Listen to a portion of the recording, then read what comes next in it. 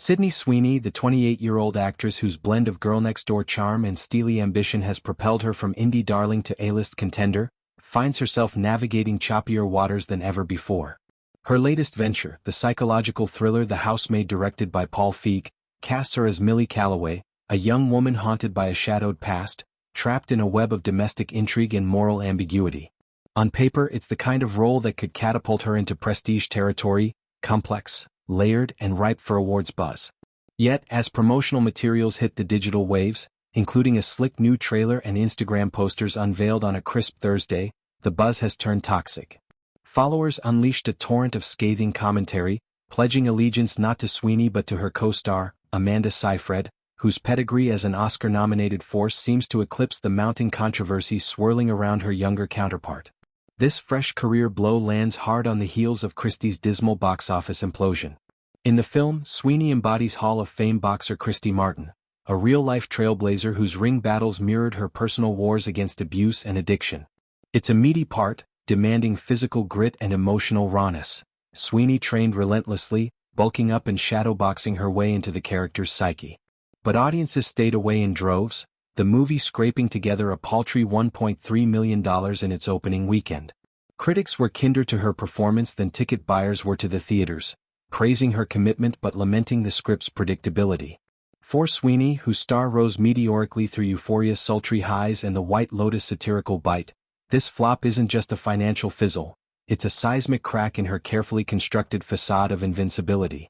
Layered atop this disappointment is a perfect storm of public ire, ignited by Sweeney's perceived political leanings.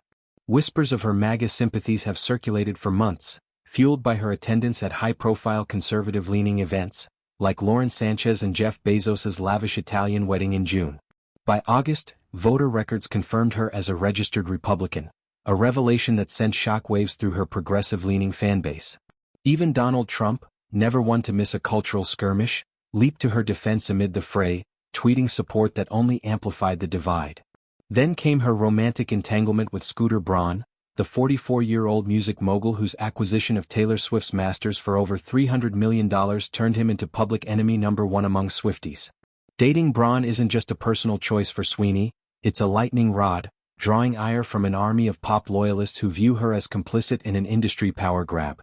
The flashpoint, however, was the American Eagle jeans campaign, a seemingly innocuous ad that erupted into a cultural inferno. The tagline's playful pun on good genes and good genes was lambasted as eugenics-adjacent rhetoric, evoking the darkest chapters of racial pseudoscience and white supremacist dogma.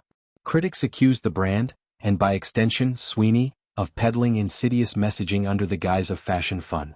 The backlash was swift and savage, with social media erupting in calls for boycotts and dissections of the imagery. Sweeney, clad in denim that hugged her curves like a second skin, became the unwilling poster child for a debate on privilege and optics. For weeks, she maintained radio silence, letting the storm rage unchecked, a move that reputation expert Eric Schiffer hails as Godfather-level crisis comms. In an exclusive dissection for industry watchers, Schiffer applauds her refusal to grovel. No tearful apologies, no mea culpas on late-night couches. Instead, she pivoted straight back to work, embodying a Teflon toughness that Hollywood equates with currency. Schiffer's analysis cuts deep into the mechanics of modern fame. She's evading damage because she never fed the beast, he observes, noting how apologies often prolong scandals, turning contrition into clickbait. By dodging the fray, Sweeney has scaled her relevance, transforming potential cancellation into a badge of resilience. Guts with composure sells. Audiences prefer confidence over contrition, he adds, painting her as a warrior in a battlefield where vulnerability is weaponized. Yet he tempers the praise with caution. Tread lightly or risk arrogance tipping into isolation. The left, he warns, views her nonchalance as dancing on a razor with a rifle scope on her jugular, a high-wire act that could culminate in box office catastrophe. Her GQ interview where she breezily dismissed the jeans debacle. I did a jean ad. I love jeans. All I wear are jeans, only fan the flames. To her supporters on the right and center, it was authentic. To detractors, it was tone-deaf evasion. Complicating matters further are public stands from fellow celebrities. Ruby Rose, the Batwoman alumna known for her advocacy, and Amy Lou Wood of sex education fame have openly distanced themselves, citing Sweeney's politics as antithetical to their values. Their statements, though measured, ripple through casting rooms and greenlit scripts, where alliances can make or break opportunities.